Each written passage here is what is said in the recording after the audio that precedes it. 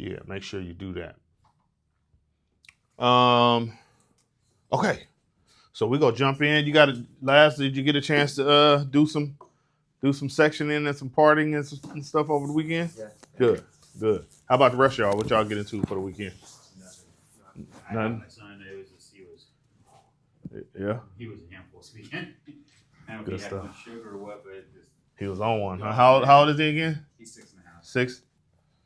Yeah, he's what? How about you, Chase? What you get into? Nothing. Chilling. All right. I got a chance to hang out with my moms. I had a good time with that yesterday. Shoot, Sunday. What did I do Sunday? I don't think I did much of anything on Sunday. Wasn't it? Well, Sunday was a rest day. Yeah, definitely a rest day. All right, so we're gonna jump into this wisdom and significance, like we always do about this time, starting off the week. Just prepping our minds, and this topic is super dope to me. It's just respecting the game, winning with integrity.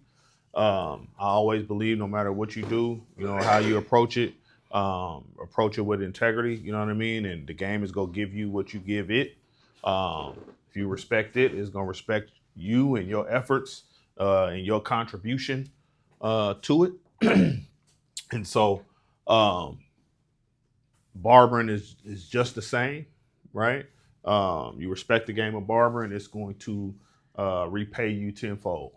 You know what I mean? Not everybody approaches it necessarily with integrity, with respect, with the best intentions. And, I don't know if it's just because, it's deliberately or they just, that's just who they are personality wise. Again, going back to how people were raised and things of that nature. But I guarantee you, if you approach it correctly, the benefits, you know what I'm saying, and the what you will reap from it will be abundant. So, yeah, man, we're gonna talk about that real quick.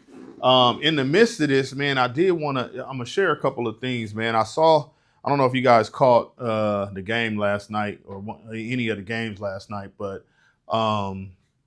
Atlanta played New York in New York. It's the playoffs, right? And so CJ McCullough used to play for the Blazers. He is on Atlanta now. And so he was balling yesterday. It's a trip. I didn't even know he played for Atlanta, but he's somewhat of a veteran now.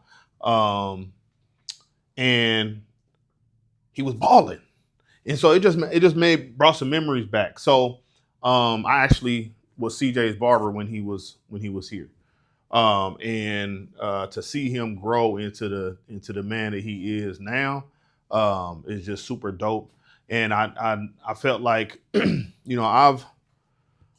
I've come across many people in professional sports, and I just feel like the way that he approached the game, he had super respect, for the game, and his integrity, man, just as a human being, was on point. And I know that's why he's, other than his skill set, right? But I know that's why he's been as successful as he's been throughout his career. And so I was going to show you guys something real quick before I get into this. Because again, I think it's important to always know where you've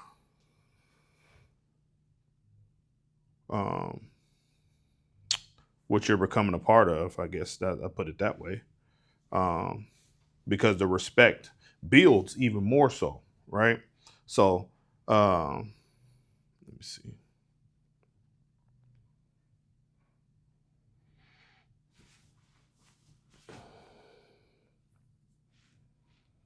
So this was back in 2017. So again, he was a client of mine, and I would always go to him and, you know what I mean, show up when he needed me and what have you. And I was like, yo, bro, I need a demo. You know what I'm saying? I'm doing, we was doing clipper work, and I was like, man, I'm doing a ball fade demo. I need you. He was like, man, what time and where? You know what I mean? And the students, when he walked in the building, everybody was like, what the heck? CJ McCullough just walks into school. And so, yeah, it was super dope. He was a demo. I had a chance to cut his hair here. Students got a chance to, to meet him and see how normal of a person he was. You know what I'm saying? Like he was some people be, on that star status type, you know what I mean? He was a young professional at the time. But yeah, man, I just always remember him being very respectful. For one, I was older than him, you know what I'm saying? But he used to, always respectful, always move with integrity, and never felt like he was above, you know what I'm saying, nobody. Even though he was a professional athlete making millions of dollars, he always kept himself solid in my eyes. So, yeah, man, just thought I'd share that because I hadn't seen him on the court in so long, and I seen that game last night. And he said something. Did you send me that too? He says, I have Miss Lane recorded, actually rewinded and recorded it. But he said something, man, that stood out to me last night too. So I just wanted to share that. But yeah, man, that was a super dope time. I wish I could see the up close to the haircut because it was a fire haircut. And there go LaShira and Will and John and who's that, Mickey? Yeah, so good times.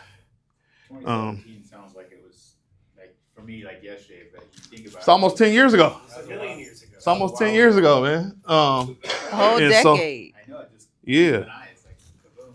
Yeah, so Kaboom is right. I was gonna show this one too, on a whole nother. This is a whole nother page though, but again, like respecting the game, right? And so we were doing an open house, and so I was like, man, I want to bring in some professionals to speak from different levels, right? And so all these guys at the time, you know what I mean, they had been barbers behind a chair, moved into shop ownership. And I was like, man, I called them up and was like, hey man, I'm doing this, that, and the other. And they was like, man, I'll be there.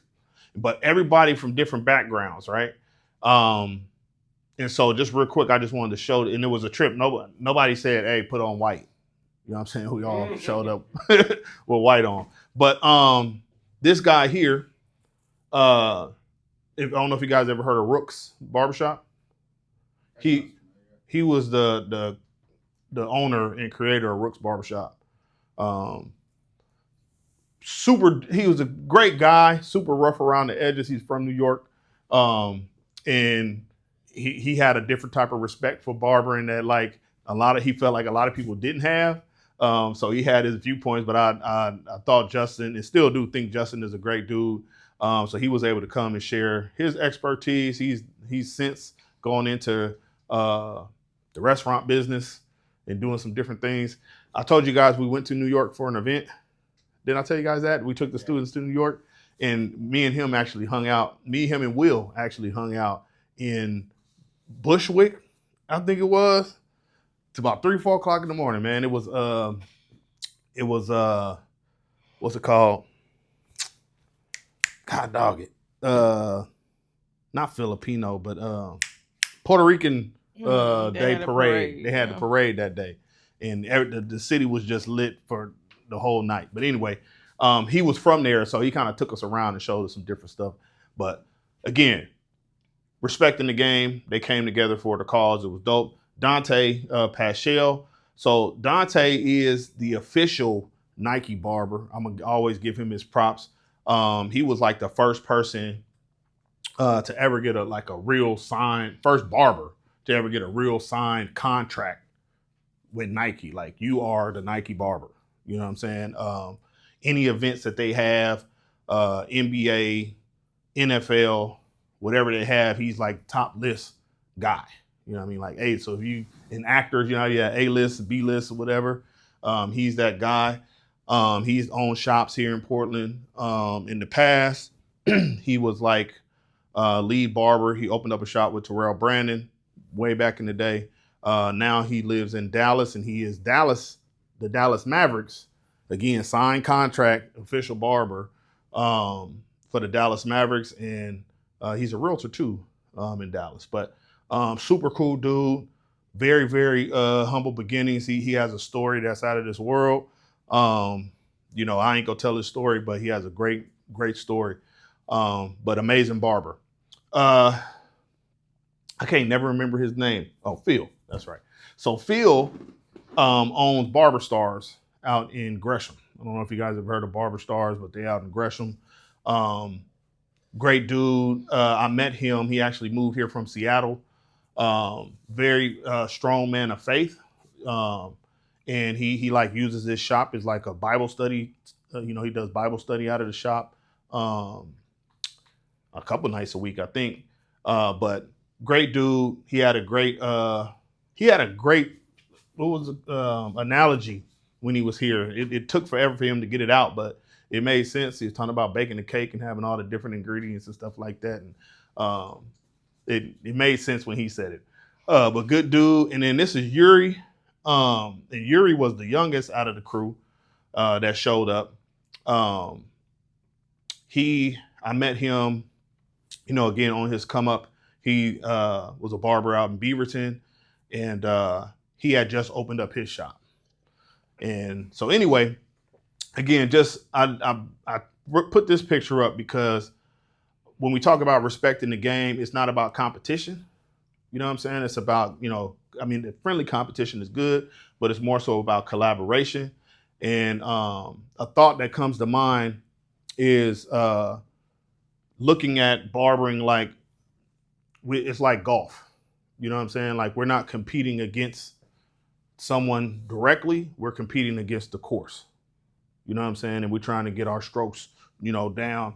You know, every time we step on the course, we go to every course got its different challenge. You know what I'm saying? So like you're never really competing with the next man. You're always competing with yourself and how much better you can get each time you step out. So And what's the course? Do y'all understand what the course is?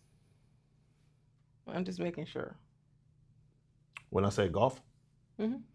yeah, y'all know what You golf said you're course is, competing right? with the course, but this is the course. Oh, The okay. head. All right. Y'all got it? I just making sure. But yeah, just thought I'd throw that up there, man.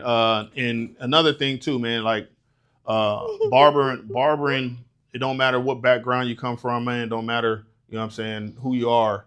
If you respect the game, man, it's gonna respect you back. And this is a great example of that. Just a small example. Okay, so back to this. Let's see. Back to the you sent me. It's in your text because It's in a text. your. Oh yeah. Okay. I gotta download it though.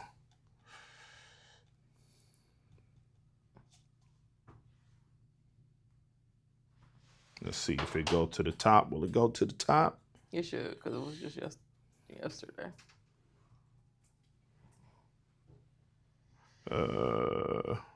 No. Oh, there it goes.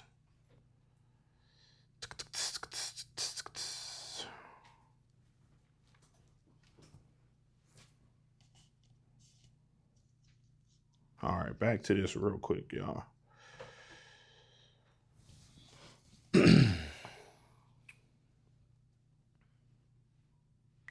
So, was there no volume to it? Should be volume. Anyway, game was on the line, right? Game's on the line. He comes up and he misses a free throw, right? After balling all night, but they still won, right? He's like, oh my God, I can't believe I missed my free throws. But nonetheless, let's see. This is the part I wanted to. No value.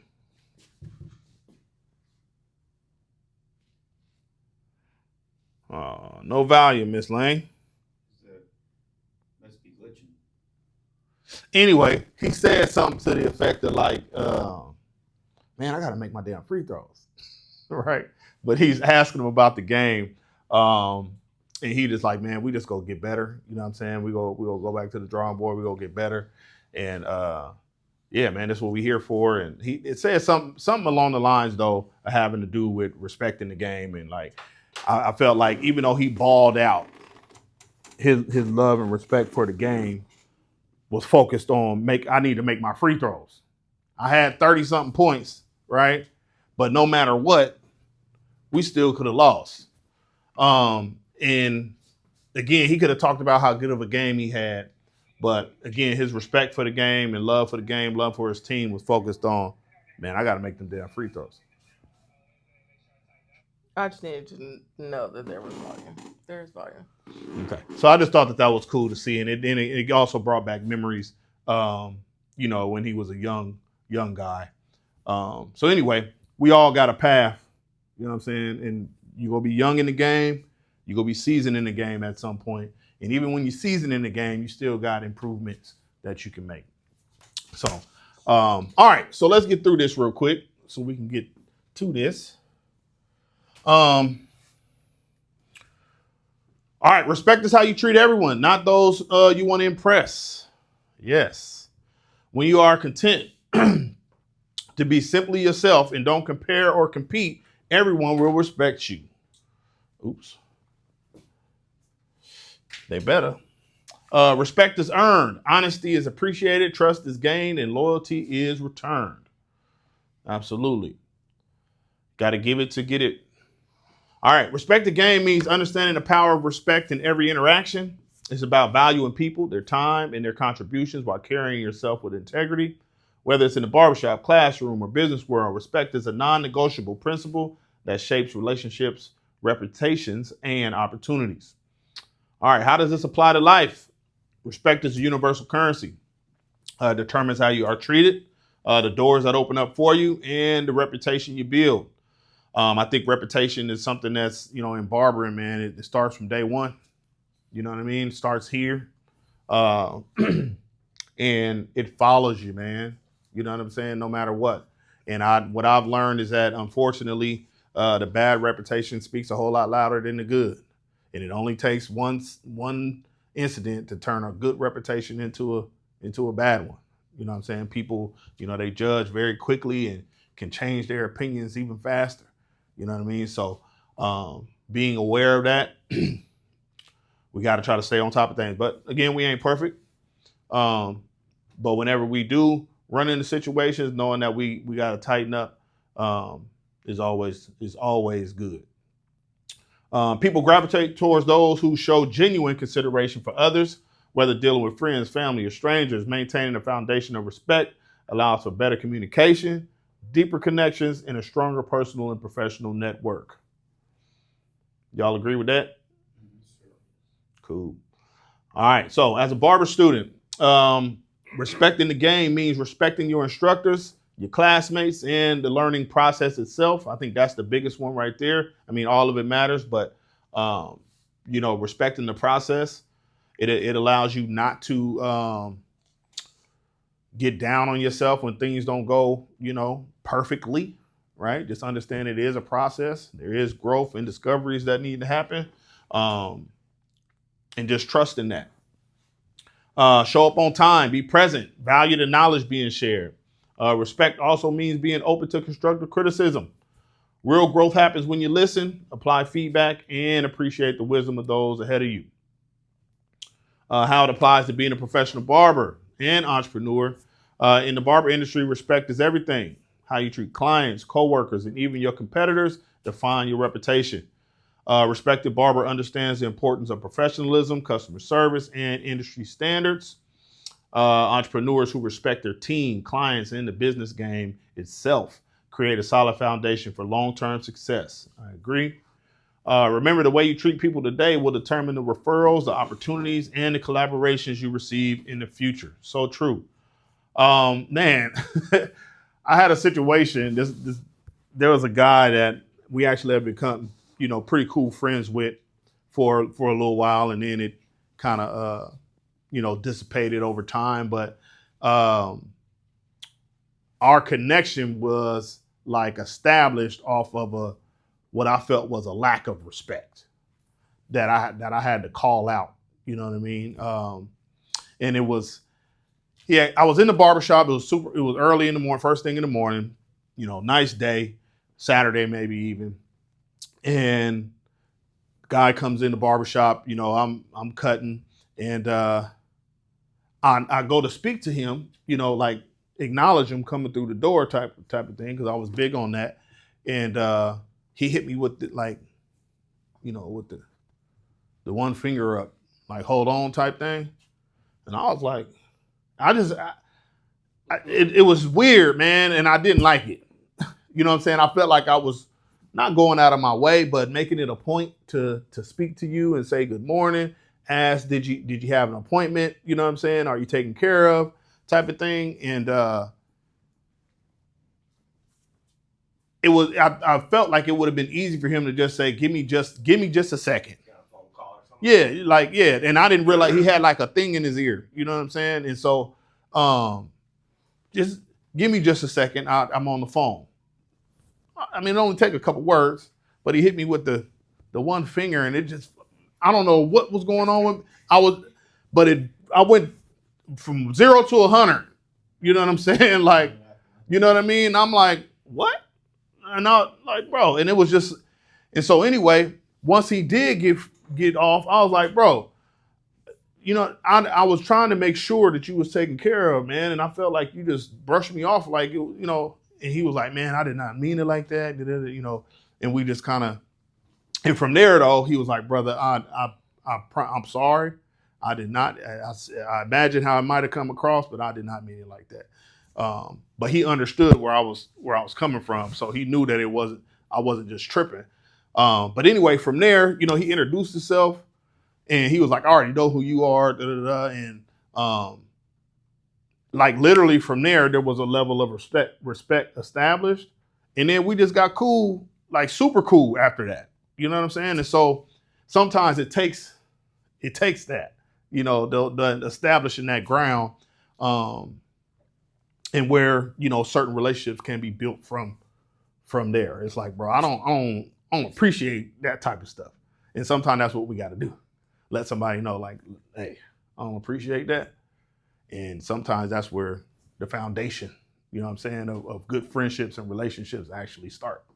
So this is something to keep in mind. I mean, even with clients, classmates, whatever it might be. I just thought I'd share that story, man, because it was a trip how it happened. And, even to the point we had got so cool, even to the point where, like, down the line, I introduced him to my sister-in-law. You know what I mean? Like, we had got that kind of close. He actually he spoke at our first graduation that we had, and offered the location up. Yeah, so it was. Yeah, sometimes you just gotta. Okay, I see who you are. All right. Where was that? Long term. Remember, the way you treat people today determines the refer. Okay, cool. Summary. How you use respect to your advantage, earn trust. Clients and peers value reliability and professionalism. Absolutely. Reliability is huge in our industry, and we'll talk about that more as we get into the business side of things. But people want to know that you're going to be available. I put availability and reliability into the same boat. Of course, you want to get in a position of being busy, right, to the point to where you may not be as available, but knowing that when I do, set something with you, that I can make sure that I know for sure you're going to be there. You're going to be on time as best as possible. I know I'm going to get the cut. I can rely on the service, right, that I want. All of that is going to make a difference in your reputation. Attract opportunities. People want to work with those who show respect. Absolutely. Build a solid reputation. Word travels fast. Make sure your name is respected. Enhance communication. Respect allows for smoother and more productive interactions. Foster loyalty. Whether clients are business partners, people stick with those they respect. Whether it's clients or business partners, people stick with those they respect. And I would agree with that 100%. And then my Martin reference, don't be like Hustle Man. Y'all remember who Hustle Man was on Martin? Tracy Morgan. Y'all know who Tracy Morgan is? What you need, Chief? That sounds so familiar. I got these again. But always trying to cut corners and finesse people. Don't be like Hustle Man. Be like Martin. Stand on your word, respect the game, and watch how far it takes you. Man, I didn't realize I left so many little chat commas in there. I need to go in there and clean that up. But yeah, so respect the game, man. The game will respect you when it really comes down to. And I think you all understand that thoroughly. I'm sure that you've had your fair share of interactions when it comes to respect or disrespect, and seeing kind of the difference between what both of them may produce, right? Nothing changes, in this profession. I think it's even more important, I would say, because you're in the service industry, right? So yeah, man. Anything come to mind for y'all when it comes to that? Anything jump out? Any situations? Any experiences? Well, yeah, when people would come in to do like customer layouts for their exotic slabs or whatever, we take their templates and move them around and design their kitchens or bathrooms or whatever, and it was always like kind of a mixed bag as far as who would be the people to show up, whether it was the homeowners or the like the wife and the designer or the husband and the contractor or whoever it was, what I mean? It's like amazing how much more respect people will show you when they come into your work than they show to the installers when they're at their house. You know what I mean? I'm like, oh, these people were awesome, and then the installers. No, they was not. Yeah. You know what I mean? It's like, and when people would come in, they and as soon as I would get attitude from whoever it was, I would match energy just like that, and you would be amazed at how quickly that interaction turns around. Yeah. I mean, like, listen, man, there's all kinds of stuff I could be doing. Reflection is powerful. Yeah, for sure. Reflection is powerful. I think it's more like setting the tone. Like he set the tone. He's talking about setting the tone. Like, hey, this is my house. Kind of. Yeah. Yeah. I mean? And it's necessary. Right. It's necessary. It just to establish your professional posture. I think I used that term before. Knowing that I'm not which if it's not in alignment, right, with your respect level and what you expect when it comes to respect, like being able to, we gotta balance this out so you understand where I stand. You know what I mean, as a professional. We all want the same thing here. Let's not. Yeah. Yeah. Don't treat me. And you just have to be. That's an awareness thing too. And it's okay as a professional to establish your professional posture. I don't know what you're used to. Yeah. But in this chair, this is how I function. This is how we're going to function. You know what I mean? And if you're not cool with, if you don't respect that, then you may want to go elsewhere. But I'm gonna give you an opportunity to get to know me as a professional, right? And we'll move. And these are things that you don't necessarily voice in that manner, but in your actions, in your tone, and how you speak to people, that's what you're doing basically.